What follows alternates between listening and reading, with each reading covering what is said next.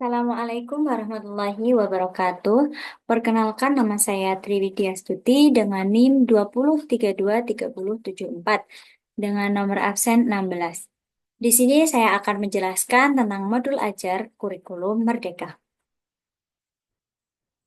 Nah, yang pertama ada tujuan modul ajar.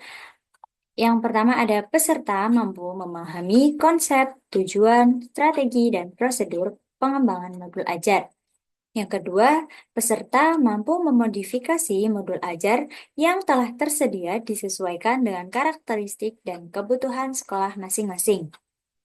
Yang ketiga, peserta mampu menentukan asesmen atau penilaian yang sesuai dari modul ajar yang dimodifikasi.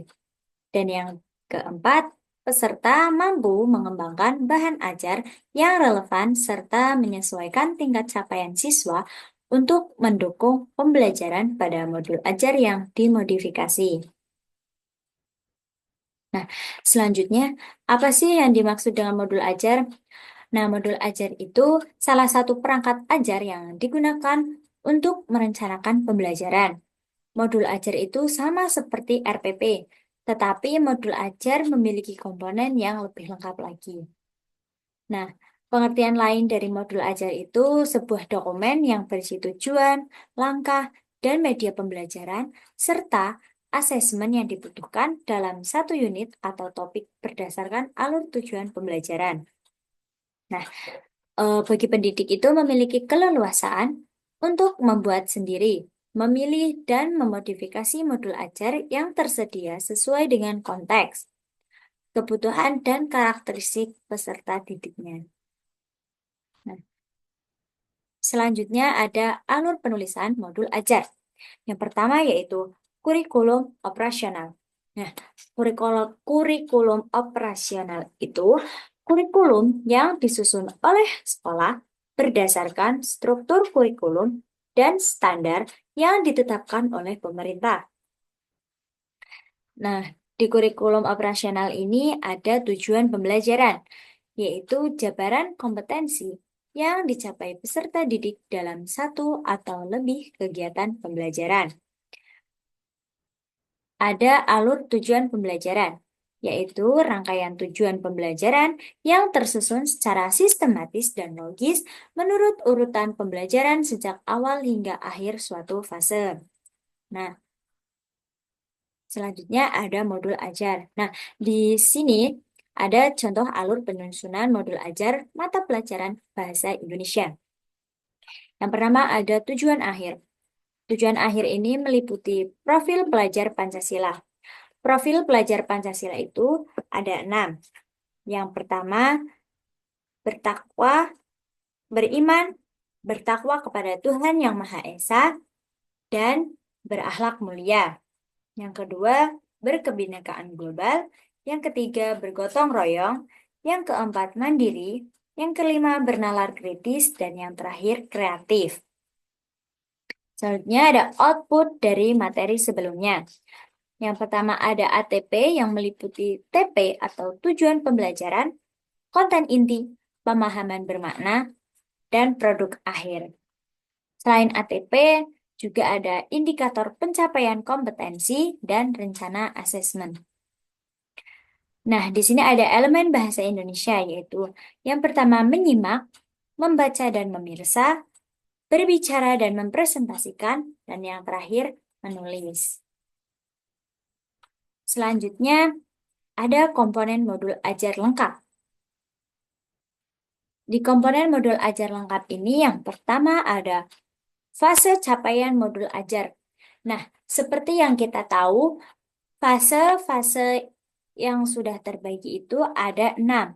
Yang pertama ada fase A, yaitu kelas 1 dan 2, fase B, kelas 3 dan 4, fase C, kelas 5 dan 6, fase D, kelas 7, 8, 9 SMP, fase E, kelas 10 SMK, dan fase F, kelas 11 dan 12 SMK.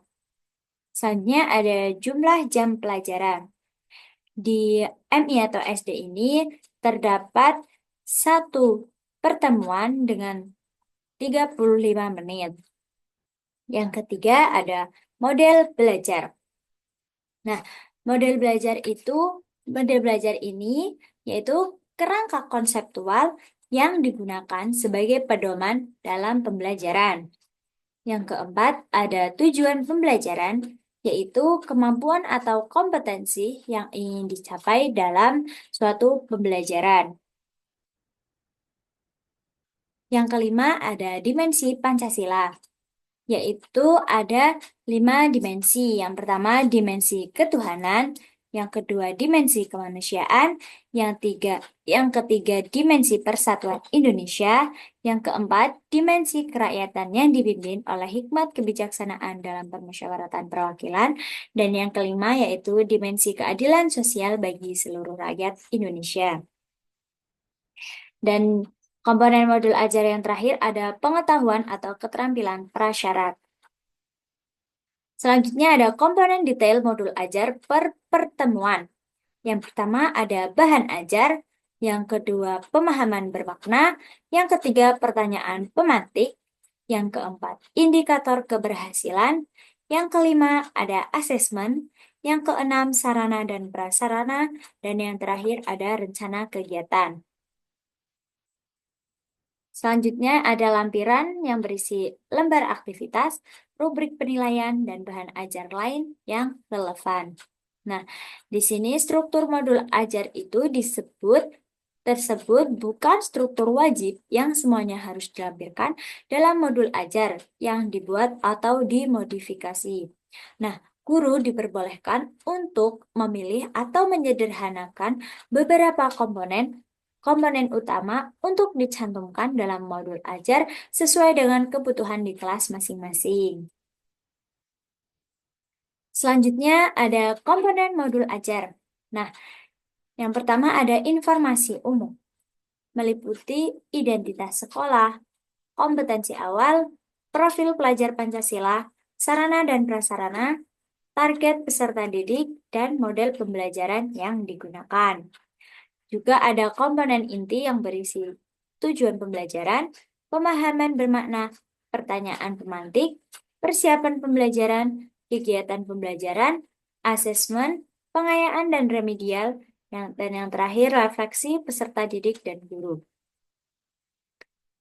Komponen modul ajar yang terakhir juga ada lampiran yang berisi lembar kerja peserta didik, bahan bacaan guru dan peserta didik, glosarium atau kata-kata ilmiah, dan yang terakhir daftar pustaka.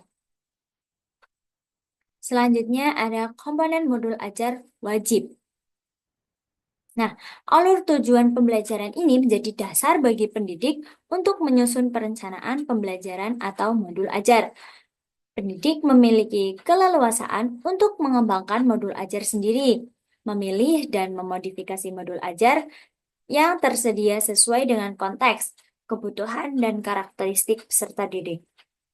Nah, secara umum modul ajar ini memiliki 3 komponen utama. Yang pertama, tujuan pembelajaran. Yang kedua, langkah-langkah pembelajaran atau kegiatan pembelajaran. Dan yang ketiga ada asesmen pembelajaran.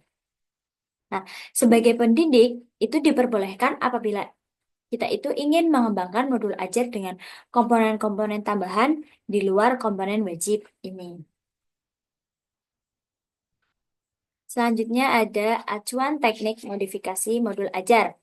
Yang pertama, menetapkan tujuan belajar berdasarkan CP dan ATP sesuai karakteristik murid, kurikulum, dan profil pelajar Pancasila. Yang kedua, menyusun desain pembelajaran, melaksanakan dan merefleksikan kegiatan pembelajaran yang efektif.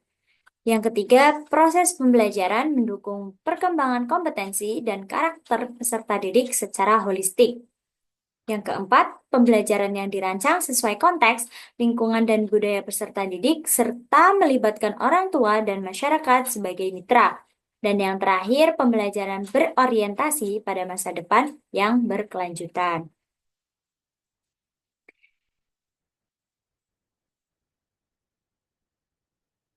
Nah, selanjutnya ada paradigma assessment. Paradigma asesmen itu yang harus diperhatikan dalam menentukan asesmen. Yang pertama, penerapan pola pikir bertumbuh grow bertumbuh atau grow mindset. Pasti eh, pola pikir berkembang itu atau grow mindset itu yaitu keyakinan pada kemampuan dan kecerdasan seseorang bahwa kemampuan dan kecerdasan seseorang itu dapat berkembang melalui belajar, usaha, dan ketekunan. Yang kedua, ada sekolah itu diberikan keleluasaan untuk menentukan teknik dan jenis asesmen.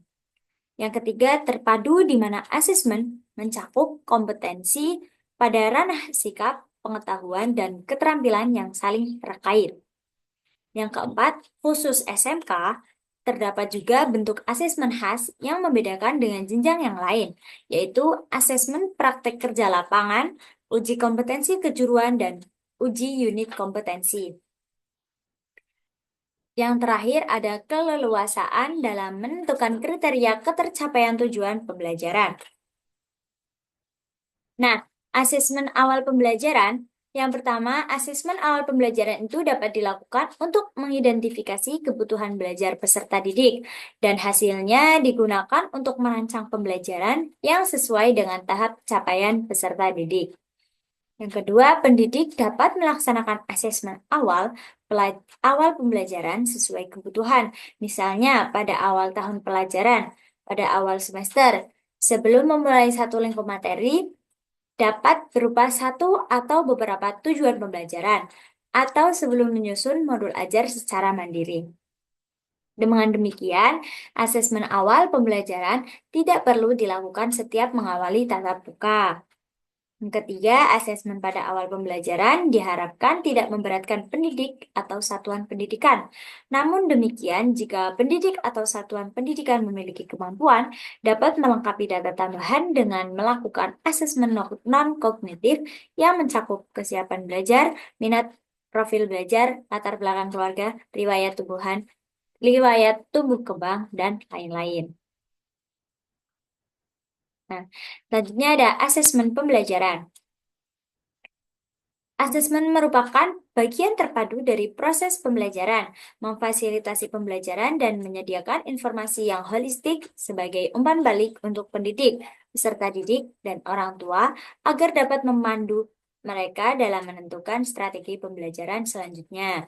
Yang kedua, asesmen ini dirancang dan dilakukan sesuai dengan fungsi asesmen tersebut, dengan keleluasaan untuk menentukan teknik dan waktu pelaksanaan asesmen agar efektif mencapai tujuan pembelajaran. Yang ketiga, asesmen dirancang secara adil, proporsional, valid, dan dapat dipercaya atau reliable untuk menjelaskan kemampuan belajar dan menentukan keputusan tentang langkah selanjutnya. Yang keempat, laporan kemajuan belajar dan pencapaian peserta didik itu bersifat sederhana dan informatif, memberikan informasi yang bermanfaat tentang karakter dan kompetensi yang dicapai, serta strategi tindak lanjutnya. Yang terakhir, hasil asesmen ini digunakan oleh peserta didik, pendidik, tenaga kependidikan, dan orang tua sebagai bahan refleksi untuk meningkatkan mutu pembelajaran. Nah, ada 7 alur asesmen. Yang pertama, menentukan tujuan pembelajaran atau sesuai alur perkembangan dimensi. Yang kedua, merancang indikator atau memastikan kedalaman tujuan, membuat indikator yang mencakup aspek kognisi, sikap, dan keterampilan. Yang ketiga, menyusun strategi asesmen. Yang keempat, menyiapkan alat ukur atau instrumennya, yaitu atau rubrik. Yang kelima, menyiapkan instruksi atau panduan untuk murid atau lembar kerja. Yang keenam, mengolah hasil asesmen dan bukti pencapaian peserta didik untuk membuat inferensi atau kesimpulan mengenai pencapaian peserta didik terhadap tujuan pembelajaran. Dan yang terakhir ada menyusun rapor. Selanjutnya ada acuan yang digunakan untuk melakukan atau melaksanakan asesmen pembelajaran. Ada asesmen sebagai proses pembelajaran atau asesmen as learning. Ada 2, asesmen untuk refleksi proses pembelajaran dan berfungsi sebagai asesmen formatif. Yang kedua ada asesmen untuk proses pembelajaran atau asesmen for learning. yaitu asesmen untuk perbaikan proses pembelajaran dan berfungsi sebagai asesmen formatif. Dan yang ketiga, asesmen pada akhir proses pembelajaran atau assessment of learning, yaitu asesmen untuk evaluasi pada akhir proses pembelajaran dan berfungsi sebagai asesmen sumatif. Nah, apa sih perbedaan dari asesmen as dan for learning itu? Yaitu asesmen as learning lebih melibatkan peserta didik secara aktif dalam kegiatan asesmen tersebut. Peserta didik diberi pengalaman untuk belajar menjadi penilai bagi diri sendiri dan temannya. Nah, penilaian diri atau self assessment dan penilaian antar teman merupakan contoh asesmen as learning. Nah, dalam asesmen as learning ini peserta didik sebaiknya dilibatkan dalam merumuskan prosedur, kriteria, maupun rubrik atau pedoman asesmen sehingga mereka mengetahui dengan pasti apa yang harus dilakukan agar memperoleh capaian belajar yang maksimal. Nah, ada jenis asesmen. Jenis asesmen ini ada tiga. As itu sebagai refleksi proses pembelajaran, for untuk perbaikan proses pembelajaran, dan of terhadap atau asesmen sebagai evaluasi pada akhir proses pembelajaran. Nah, di sini ada contoh bentuk asesmen formatif dan sumatif. Bentuk yang pertama ada diskusi kelas, yaitu mengembangkan kemampuan berkomunikasi dan berinteraksi antara siswa, belajar berdemokrasi, menghargai pendapat orang lain, serta berani berpendapat. Yang kedua, ada produk, yaitu mengembangkan kekreativitas dan meningkatkan ketelitian dan jiwa seni. Yang ketiga, drama, yaitu melatih kepercayaan diri dan jiwa seni dan belajar bekerja sama komunikasi serta berpikir kritis. Yang keempat, ada tes lisan, itu meningkatkan kemampuan berbicara, mengkonfirmasi pemahaman, dan menerapkan umpan balik. Yang terakhir, ada presentasi. Dapat mengembangkan kemampuan berkomunikasi dan belajar memahami topik secara mendalam, berpikir, dan bernalar kritis. Nah, pelaksanaan asesmen sumatif dan formatif. Pelaksanaan asesmen formatif dapat dilakukan dengan memperhatikan yang pertama dilaksanakan bersamaan dalam proses pembelajaran, yang kemudian ditindaklanjuti untuk memberi perlakuan berdasarkan kebutuhan peserta didik secara perbaikan proses pembelajaran. Yang kedua, pendidik dapat menggunakan berbagai teknik seperti observasi, performa, atau kinerja produk, proyek, portofolio, maupun tes. Yang ketiga, tindak lanjut yang dilakukan bisa dilakukan langsung dengan memberikan umpan balik atau melakukan intervensi. Dan yang terakhir, pendidik dapat mempersiapkan berbagai instrumen seperti rubrik, catatan anekdotal, lembar checklist untuk mencatat informasi yang terjadi selama pembelajaran itu berlangsung. Nah, pelaksanaan asesmen sumatif itu juga dapat dilakukan dengan memperhatikan hal-hal berikut. Yang pertama, sumatif dilakukan pada akhir lingkup materi untuk mengukur kompetensi yang dikehendaki dalam tujuan pembelajaran dan pada akhir semester. Yang kedua, pendidik dapat menggunakan berbagai teknik seperti portofolio, performa, atau kinerja, produk, proyek, portofolio, maupun tes. Dan yang ketiga, hasil sumatif dapat ditindaklanjuti dengan memberikan umpan balik atau melakukan intervensi kepada peserta didik maupun proses pembelajaran yang telah dilakukan. Nah, penting bagi para guru itu untuk memegang rubrik penilaian sebagai dasar penilaian pada siswa-siswanya.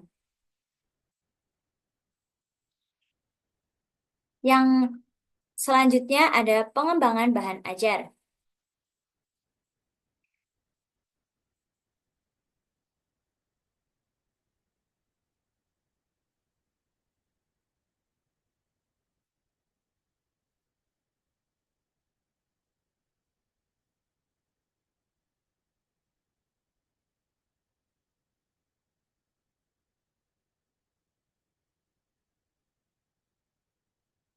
Nah, pengembangan bahan ajar yang pertama itu yang harus diperhatikan dalam memilih bahan ajar. Yang pertama, bahan ajar bersifat variatif, yaitu bisa berupa bahan ajar cetak dan bahan ajar non-cetak.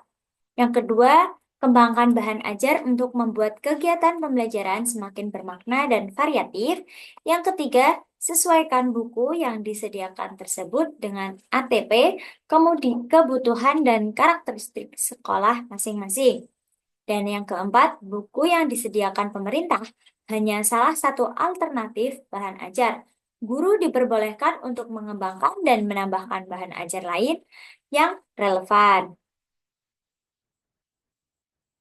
Nah, yang terakhir ada hal penting lain yang harus diperhatikan saat akan membuat modul ajar, itu menyesuaikan lingkup kesiapan belajar, minat, dan tingkat penguasaan kompetensi peserta didik. Nah, contoh penyesuaian ruang lingkup pembelajaran, yang pertama, peserta didik yang belum menguasai kompetensi prasyarat atau belum siap untuk belajar di suatu lingkup materi, diberikan kesempatan untuk mempelajari kompetensi pada tingkat yang lebih rendah atau dengan cakupan lingkup materi yang lebih sederhana. Yang kedua, peserta didik yang sudah siap belajar diberikan kesempatan untuk mempelajari seluruh lingkup materi dengan penugasan yang sesuai. Dan yang terakhir, peserta didik yang memiliki tingkat penugasan yang tinggi dapat diminta untuk menyelesaikan tugas dengan tingkat kesulitan yang lebih tinggi atau menantang. Sekian presentasi dari saya. Eh, Kurang lebihnya mohon maaf. Wassalamualaikum warahmatullahi wabarakatuh.